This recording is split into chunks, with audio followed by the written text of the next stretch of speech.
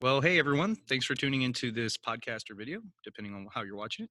I'm Sal from Watchdog Strength, and joining me is Annie Paladino from Paladino Strength in Shoreline, Washington. I got that right, right? Yep. So I reached out to Annie because Annie is a strength coach. And in addition to that, she happens to be a woman and happens to also be a pregnant woman who continued strength training. And I'm super interested in that topic. So, Annie, can you introduce yourself a little? Tell us a little bit about yourself. Yeah, sure. So, yeah, like you said, I'm a strength coach. I'm in Shoreline, Washington, which is just right outside Seattle. So, for all intents and purposes, I'm in Seattle. And yeah, so I am currently 9 months pregnant and scheduled to deliver this Friday, actually. So, I have like a clear deadline on everything. Let's see, I first picked up a barbell in 2008, so almost like exactly 12 years 12 ago years now, ago, which is yeah. pretty weird. Um, and prior to that, I would be someone who, if you had sort of like polled anyone who knew me until that point, I'd be like at the very bottom of the list of people who would ever um, like not just take up powerlifting or like strength training, but like do anything athletic at all. Why is Um, that? Well, so I, I never participated in sports as a kid. Okay. Um, I was a dancer. I'm also a theater artist. I'm a theater teacher as well. And I sports have never interested me. I've been very sort of, I was the kid who had a stomach ache in PE as a kid. And so, yeah, it's somewhat of a surprising turn of events, I think. But by the same token, it, like the first time, in like 6 months or whatever, as kind of happens, right? You go from like not being able to squat the bar to like putting the 45s on. And, at that point, I like felt like the strongest human that's ever lived. I was like, nobody could possibly be stronger than this. This is like the peak of strength ability. I'm a superhero. And that's pretty, like that's a compelling thing that will keep you coming back. So, like feeling strong and capable was really, really a big deal for me, and something I hadn't experienced prior to that. Taking a look at your website, it seems like that's something that you and I have in common. We've kind of carried that into what we're doing, which is trying to get other people to feel that same thing, right? Exactly, exactly. Yeah, and some of the impetus for me was also, being a theater artist, and a lot of the sort of acting work that I do is very physical based. Mhm. Sort of looks more like dance theater, I guess. And feeling always like in trainings that we were doing that I was less agile, I got tired more quickly, and attributing that to being like in a slightly larger body than the other people I was working with. And sort of the route to remedy that being to get stronger, to move said body around rather than like shrinking said body, was also really powerful. And so, sort of the experience of feeling more athletic and more agile, um, while not only like not like getting smaller, but like actually getting bigger, Yeah. was also like a really interesting experience. Getting into the meat and potatoes though, and again, thank you, because I think it was just yesterday that I reached out to you. And I was like, hey, question. And you're like, well, it's gonna either be tomorrow or not. Okay, yeah, I can get this done. But Mhm. um overall, I'm wondering like how's your pregnancy been going? How are you doing? Yeah, sure. I mean, it's been very strange. I'm someone who, I think all of us in sort of the strength world like to have an element of control over our bodies. Yeah. Um, and so this is an area where that is, not possible, right? Um, and so dealing with uh, your body changing without you sort of um, having a ton of control over the path of that Yeah. is an interesting mental challenge, I think. It's been generally, like normal, healthy, kind of uneventful. Mhm. There's been this whole like, being pregnant in a pandemic situation. That's Yeah. that's another kind of level of things to deal with. And yeah, I was, first trimester, um, I was not prepared for the level of fatigue. Um, like people say it and then you kind of experience it and you're like, oh yeah, okay.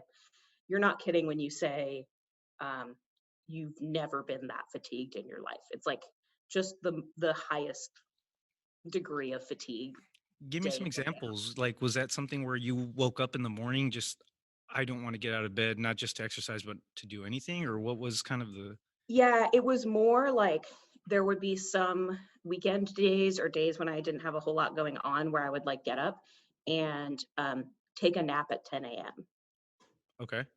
Where it's like, Yeah. oh, I actually need a nap like in the morning, like several hours after waking up.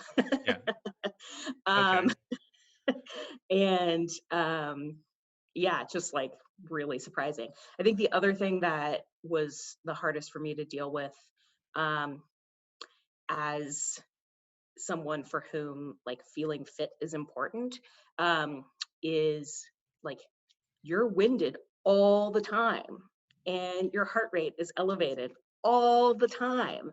Um, and those things are normal. Like you pretty immediately have like, your blood volume increases by 50% or something ridiculous like that.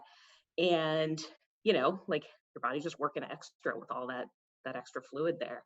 Yeah. Um, and so the experience of, like our house is like two stories, right? So like walking upstairs and then being like, why am I winded after this? Like, I Um, put in all that work in the gym and I'm yeah, tired going up the stairs. Wow. totally. Like When did that really catch up to you? Like what trimester? Trimesters, right? It's pretty quickly. Like that started in like month 2, basically. wow, really. By month 2, you're getting winded going up the stairs. Yeah, and it's just like, I mean, it's right. It feels like, well, I don't, like I haven't gained any weight. Like nothing is different here, right? Mhm. But it is, and yeah, it was very. It just like sent me for kind of a loop, for sure. And what happened with your Um, training frequency at that time? Did you maintain 4 days a week, 6 days a week, 2? What was going yeah. So no. First trimester, I Short answer, short no. answer. Long answer, no. Yeah, first trimester, I really did very little at all. I, so I teach part time, high school and middle school, and I was, directing a middle school musical in January, Yeah. and so sort of the energy I had was like to chasing around, some annoying middle schoolers.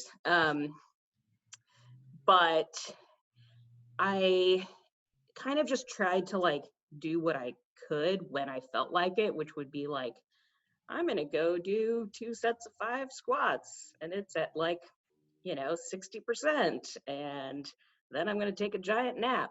Um, but I also, um, early on, I, after one of those, like, I'm going to do some squats, you know, I think I did 50 kilos, which, like a sort of normal, a couple months earlier, like a good work set of squats for me would have been like 100 kilos, right? Right. And so it's not much. And I experienced like a tiny bit of bleeding after Mm. that. And it it happens, right? It's, So, fine. were you No, concerned, or was it expected, or how did you approach that? no. So yeah, so that kind of freaked me out and made me like, I'm not going to lift for a little while. And I don't know if that was the right approach, but it was sort of mentally what I needed to do at that time. It just Okay. like it it felt like, um, even though it was such lightweight and, I was paying attention to my breathing and all these things, it just, kind of sent me for a loop at that point. Hmm. So I didn't do a whole lot. Um, that was, I don't know, that was like towards the middle end of first trimester, probably. Um, Okay. and so then I didn't do a whole lot for the next month. I, like, um, during some of the group classes that I was coaching at the time, Hmm. um, like they're resting, and so I'll be like loading and unloading their weights and stuff. And I was like, yeah, that's my that's my training for right Uh, now. moving stuff. Yeah, So, so far, what I understand is in the first trimester, really I guess you could call them symptoms or the effects of being pregnant and still training is you're in a pretty good uh, training, at a pretty good level of training when you went in. Um, but immediately you felt the effects of the fatigue, your body growing another person started really taking energy from you. And then about the middle to the end of the first trimester, you started noticing spotting or bleeding when you were attempting to do the compound movements. And so from right. there, you just made a conscious choice to back off a little bit and just kind of protect yourself and the baby, I assume, right? Yeah, and I don't think there's any reason to believe that what I was doing was dangerous, but Right. it it felt like there was too much cognitive dissonance kind of happening, right? Um, I should also mention, I didn't have like a ton of like vomiting, but I had a lot of just like not morning sickness, but like all day sickness. Mm. Or it's just like generally feeling hungover day in and day out. Is kind of like the feeling. Did that get better as you moved into the second trimester? It did. It Okay. I think, yeah, like I was probably throwing up like once or twice a week in the first trimester. That kind Okay. of slowed down, but I'm trying to think. I think the last time I barfed was like mid second trimester because I started tracking it. I'd be like, it's been like a week since I barfed. Um, They need a that needs to be one of those Fitbit awards that you get. It's been a week totally, and a little. yeah. Or like the workplace accident, signs or whatever, where it's like it's Yeah. been 10 days. Then, um, Well, so in the first trimester, there was really no lifting. Your kind of weightlifting was essentially loading and unloading barbells for your lifters. Was there any kind of totally. walking or jogging or swimming or anything that you did?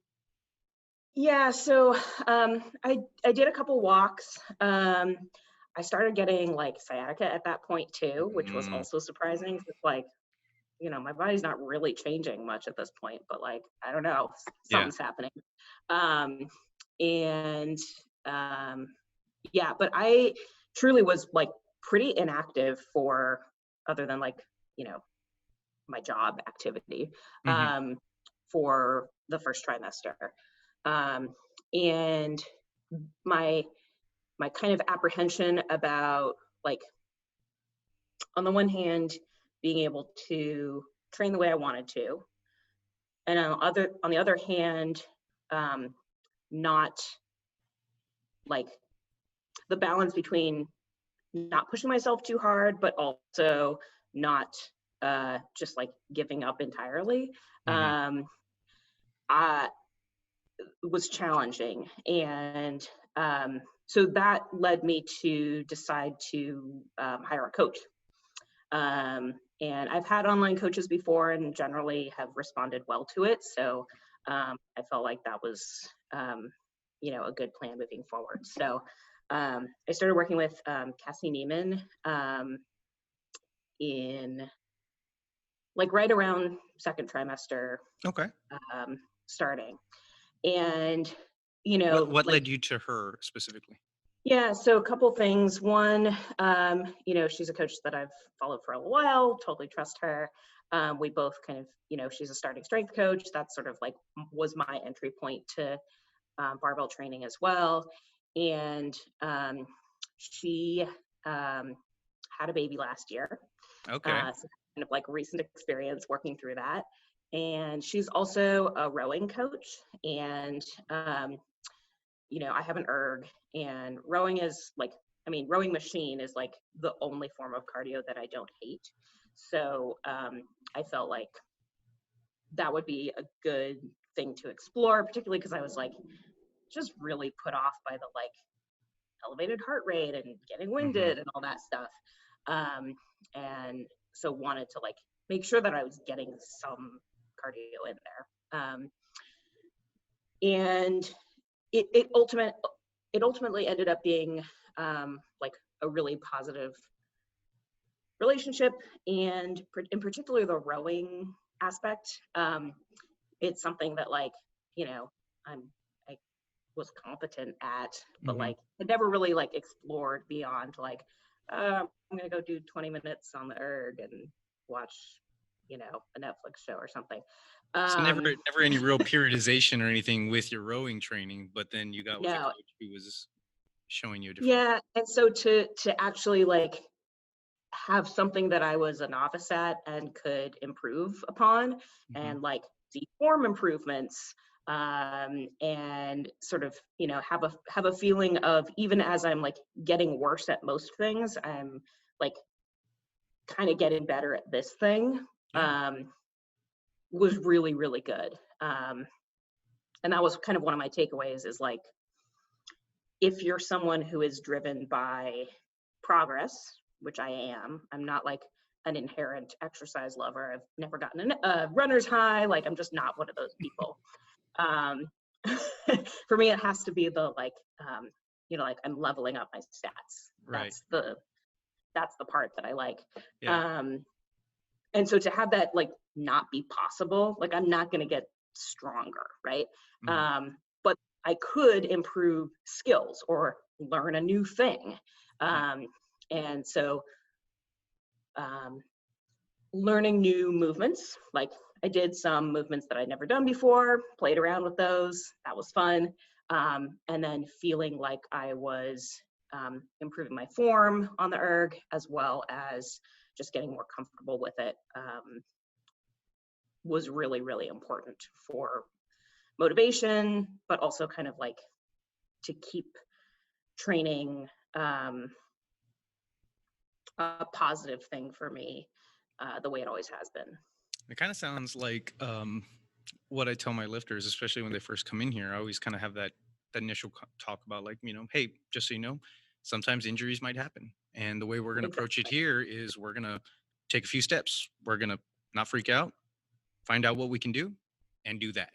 And I tell them every time those 3 steps, and it sounds like you kind of Yep. did something similar with that. Exactly. I mean, it's very similar to like a longer term, you know, injury or something that you're working around, right? Yeah. Where, you know, like, yeah, you're going to change the exercises you do, and you're going to find a new way to like identify what progress means, Right. essentially, um, and have the same intention going into what you're doing, but, you know, like the intensity is less, or, you know, whatever. Hmm. Um, yeah, absolutely. So Um, just reframing it more from, like, I can't do the things I want to do because X variable or X thing. It's more so like, well, what can I do to exactly. facilitate? Okay. And that's a good Yeah. mindset. That's a good mindset for a lot of things.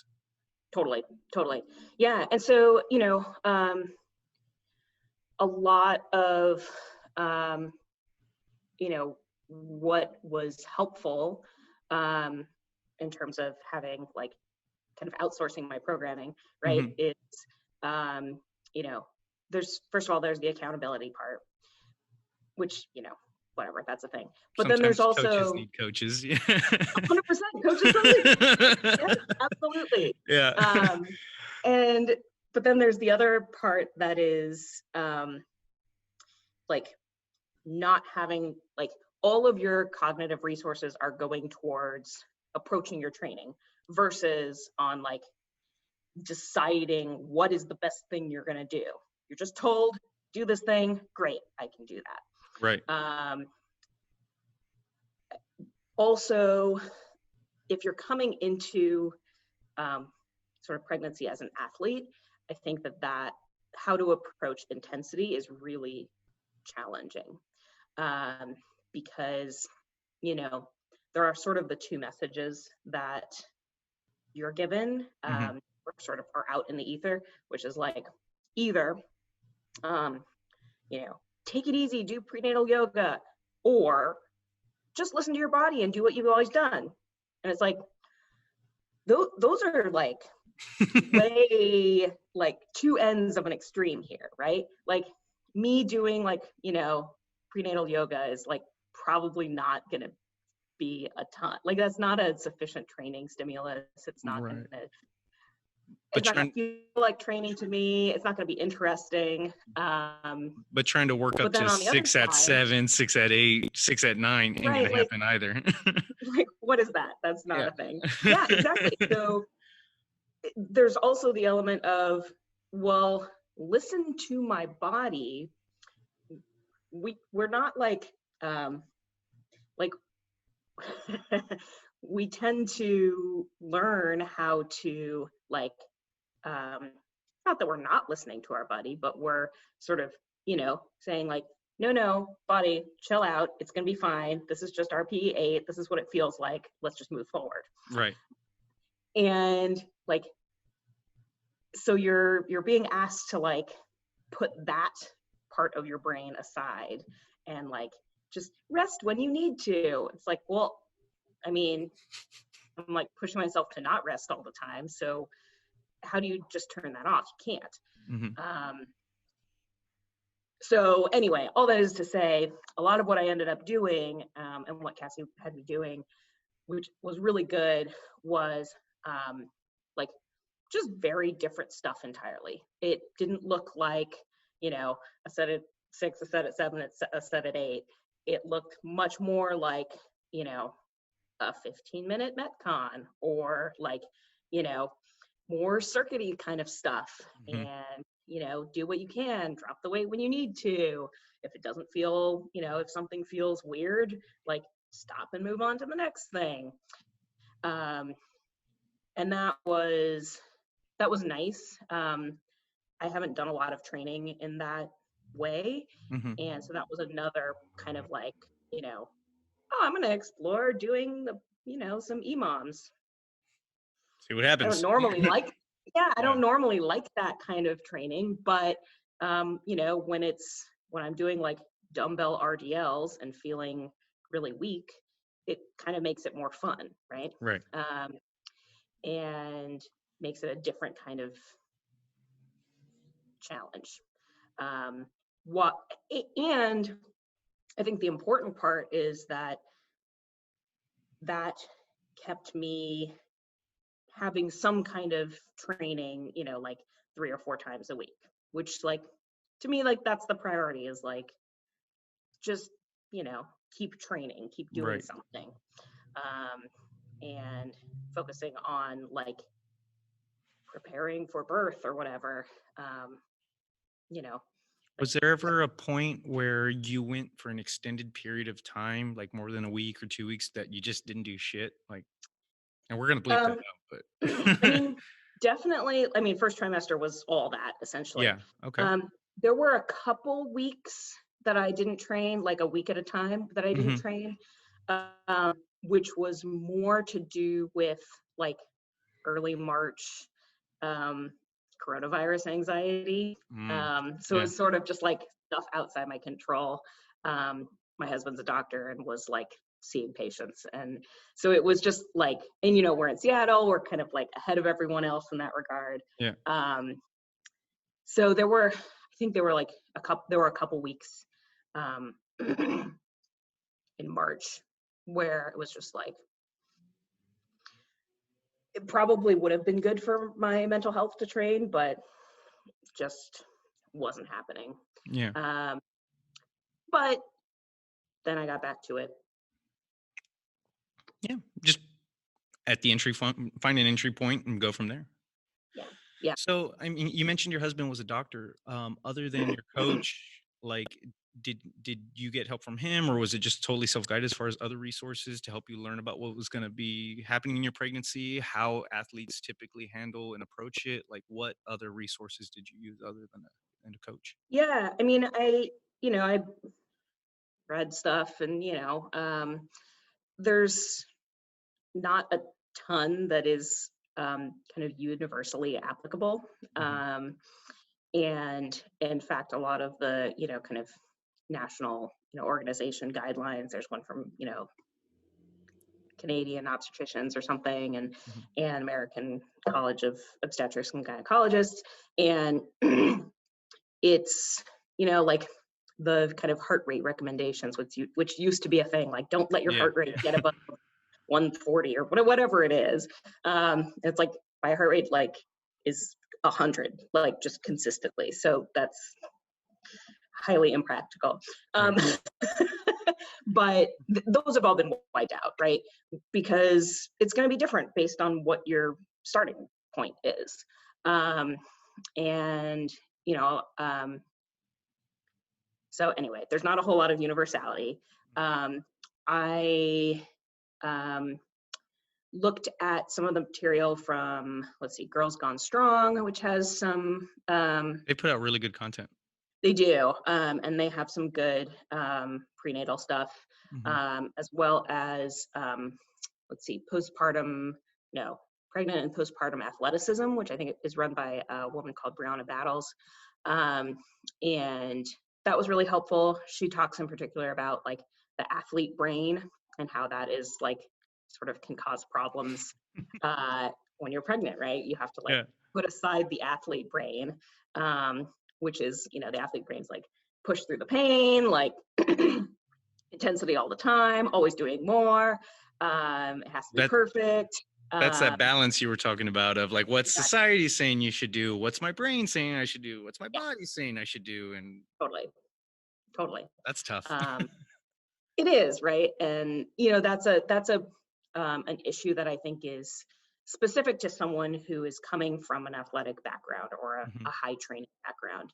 Um, Someone who is like doesn't, is kind of like a casual exerciser or doesn't do a whole lot and is wanting to incorporate exercise into their pregnancy, they're going to have very different things to work through.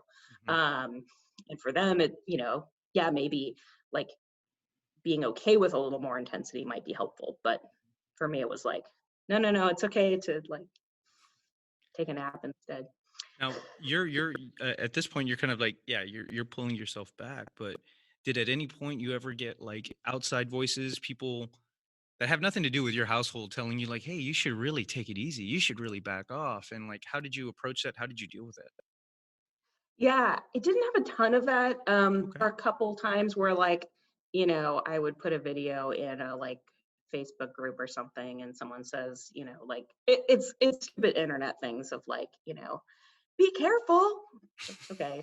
Like, like I'm squatting 30 kilos. I think I'll be okay.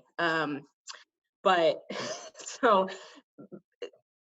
it's I think it probably would have been different if I were in like a public gym, but because I was able to do this like in my home gym, um, in fact I had to because everything Washington was shut down at that point. Right. Um, I think that I got to have a little bit of safety from that. Mm, But it's certainly a thing that is out there.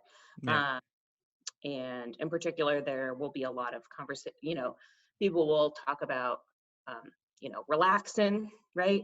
Watch out for your joints because you got relaxin. Um, it's like, okay, well, sure. Like maybe I won't be power cleaning or something, right? Like Yeah. I'm not going to be doing like a ton of ballistic stuff, but like I don't, it's going to be okay. I think I'll be okay squatting 30 kilos. It's fine. Correct. Correct. Yeah. It's really going to be fine. Like, um, and yeah, there's a lot of that. There's also, the like, um, make sure you're resting, and it's like I'm taking as many naps as possible, so that's not a concern. So it sounds like it's very similar to like even when you're just normal lifting and in a plebe sees your post and they're like, you're gonna give yourself a brain aneurysm. Like, Yes. mm, Not really, but okay, that's not how Probably that not. works. Yeah, probably not. The odds are in my favor on that one. Correct. Okay, so it's just Yeah, the same thing. You just kind of like brush it off and keep moving forward. yeah, and I think that that's, there are other things that kind of later on I was, looking out for in terms of when a movement was maybe not the right movement to do anymore. So, you can look for like coning or doming, which is basically like you'll see, your belly kind of make a little like point. Oh, okay. Um, and essentially that just means like, your abs are being worked, Mhm. and the middle point, that where the abs come together, which separates in virtually all pregnancies because it has to, it's a normal process. Mhm. um you know it's pulling across that point, right? So we're told like, watch out for that, which it's hard because like, yes, that probably means there's like that movement is putting more strain on that area than you need to right now, Mhm. but it also doesn't mean like drop the bar and like run away right now, right? It Right. means like maybe find, like a different modification, or play around with your breath to see if there's a way for you to, brace without that happening. Um, and so How I d- think how that how were your body mechanics affected? Like overall, like balance and stuff like that. yeah, I, I mean, I definitely had to squat differently, um, but um, which was kind of cool to see. It was cool to experience as a coach, actually, like how, like to see in real time, like, oh, this is how someone who has more weight, like in their belly versus in their butt, like mine normally is, Mhm. squat, right? It's different. Um, and, so I had to shift my gaze up. I'm normally like a look down squatter. I had to like look straight ahead, if not up. Um, and I had to widen my stance, obviously. Um, but the first barbell movement that felt really good after my kind of time off was sumo deadlifts. Those felt great. Um, Conventional deadlifts were just too much smashing of the belly, Mhm. so scrapped that pretty quickly. um, When would you and recommend someone is typically a conventional puller? Like, would you recommend them just starting to practice their sumo pull like early on, or just wait until? I mean, if they've never done it, I think, Mhm. yeah, start playing around with it. Mhm. But I also think like you'll kind of know Yeah. when it's just a like practicality of like there's no room left. And some people, like are able to continue like pulling conventionally just by like widening their stance a little bit, but like still pulling, arms outside their legs. Mhm. Um, but like I have pretty large legs in general, so there was just like no room at all.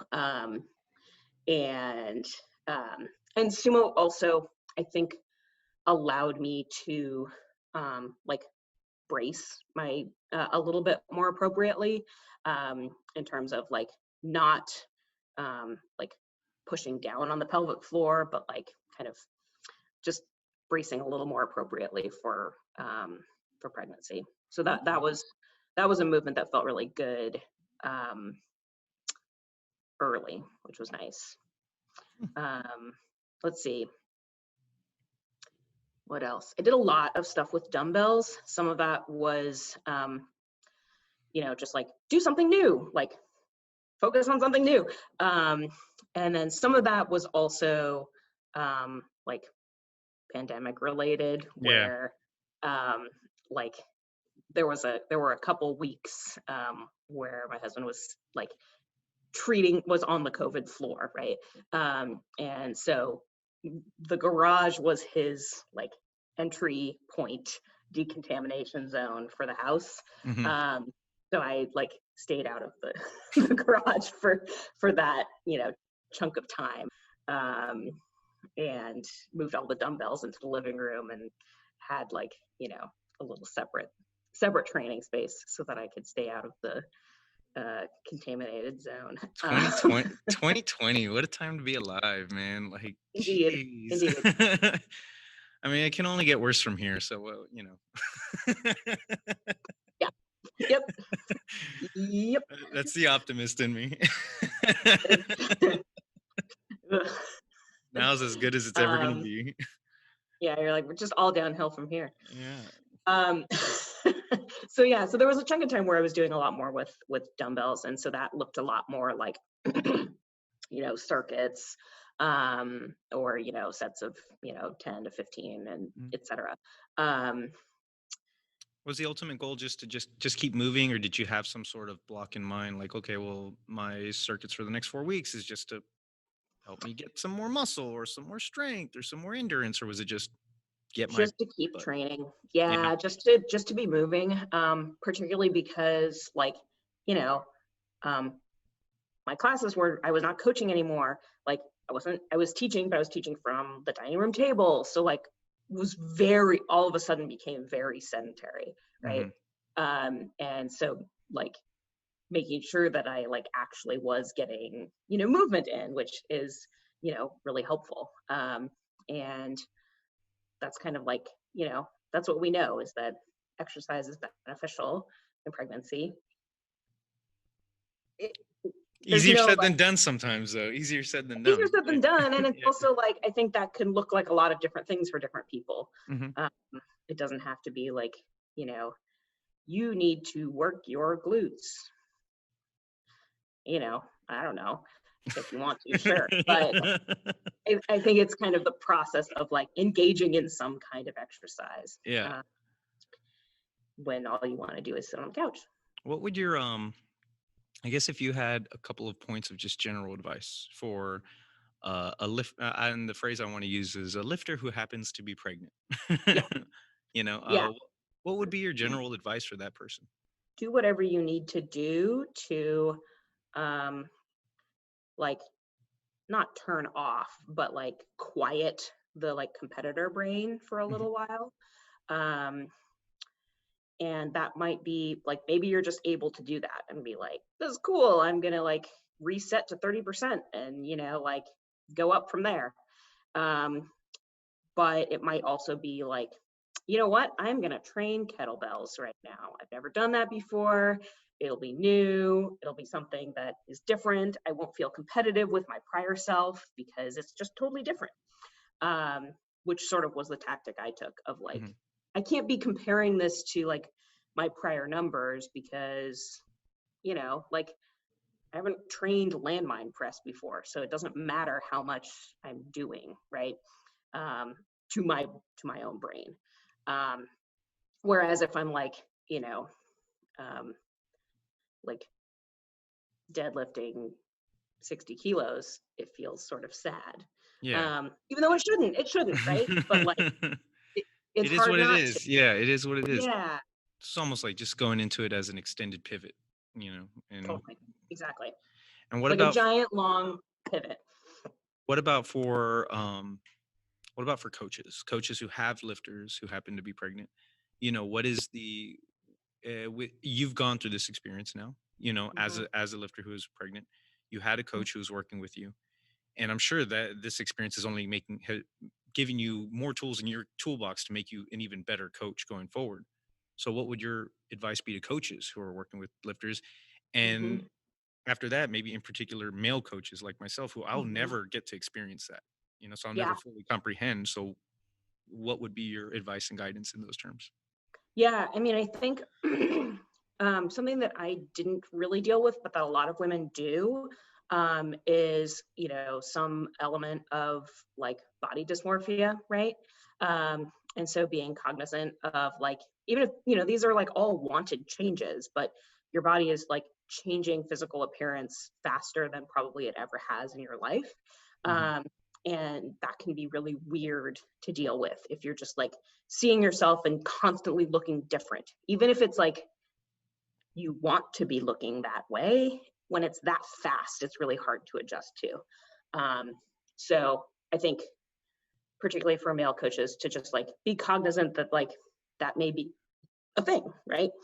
um Also about how that, as you were mentioning, how that relates to your biomechanics, that things are going to be very different, balance is really different, um, and just acknowledging and kind of being on the lookout for that. And then I think the other big thing is finding, always searching for modification rather than like just committing to the thing or throwing the thing out. Mm-hmm. Like you really like benching, but you get dizzy when you are lying flat on your back, which happens pretty commonly. What can we do to, closely approximate this? What modifications can we make to still let you have that some element of this training thing that you love? And I also think having some element of reframing in terms of, for me, it was helpful to reframe where it's not that I'm needing to do some special training to prepare for birth or motherhood or pregnancy, but rather that I'm finding a way to continue doing a thing that I love. And that's really where the effort and the intensity is, and the intention is, rather than making it sort of a weird mommy competitive thing. Yeah. So for me as a coach, my takeaway from that is that if I have a lifter who happens to be pregnant, I love that phrase. Totally. Just one, be cognizant of that person, and especially in our society, image is an issue. Image can be very, very tied to our identity, and so be cognizant that they may be feeling that pressure, that outside pressure with that change. Secondly, encourage modification when necessary, and try to use at least my expertise or my creativity to help them achieve what it is that they want to do. So we can't bench press, but we can do standing cable press or something like that. Yep. Okay. Yeah. Yep. And then just kind of I guess coaching and guiding that mental reframing of things, just like we do in rehab, just hoping to encourage that. Okay. Exactly. And and really making it okay to really very dramatically increase intensity if you need to, right? Sort of in the same way that you deal with this in injuries, right? Where the priority is to keep training. That's the priority, right? Mm-hmm. And if if something is not feeling great about it, drop a ton of weight, try it again. And that that's okay. You're not going to completely go back to being untrained. And also it's a pretty dramatic life event, right? And so to expect that you're just gonna sort of continue, be fine, have no effect, and immediately go back to right where you were, that's not accurate, right? Mm-hmm. And coming to terms with that and knowing that this is a longitudinal process, and you will get back to where you were, but probably not a month after you give birth. Right. Just accept it for what it is, which I'm sure you have this conversation all the time. Hey, look, I know you want to get that, but it's going to take a while. We're in this for the long run. We're in this from the long run. So we're not maxing out every day. We're in it for the long run. So let's focus on a way that we can do this every day versus. Okay. Yeah, totally. And I think checking in about fatigue levels too. My fatigue my kind of general fatigue got better. Mm-hmm. And I would feel really energized in my workouts. I feel good. I wouldn't feel totally out of it. I wasn't pushing too hard. And then I would end up taking a 2-hour nap. And it would be wait, what? How did I felt good? What happened? So So I take Just that as as like if we can get a great workout in, we'll get a great workout in, and then look forward to a 2 hour nap after the fact. sure, yeah. It You just know? it was just very weird Yeah. to be like, huh, that workout felt great. Like I wasn't like dizzy or any. There was nothing that was like Yeah. warning sign or anything, but I was out afterwards. On the subject of fatigue, what about like soreness? Did you experience DOMS or anything like that more often than normal, or was it less? No, it was less often, but I also think that's because like my intensity was so much lower. Yeah. Um, so I did not have DOMs really, I don't know, at all. I did continue to have like sciatic pain. Um, I guess so. Something that there are all these little things that like as a male coach you like wouldn't know necessarily. Um, or as a female coach, right? I didn't know about some of these things, right? Like round ligament pain is like pretty common. So those are like the ligaments that attach your uterus to your pelvis. Mm. And like, they normally don't have to do a whole lot when your uterus is small.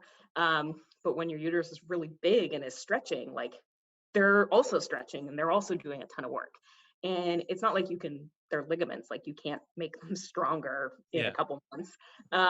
They're just gonna be stretched, and they can often like cramp, right? When they're pulled in a certain way. So that often shows up as like you do a thing, like you roll over in bed, and all of a sudden you have this just like stabbing pain. Um, God.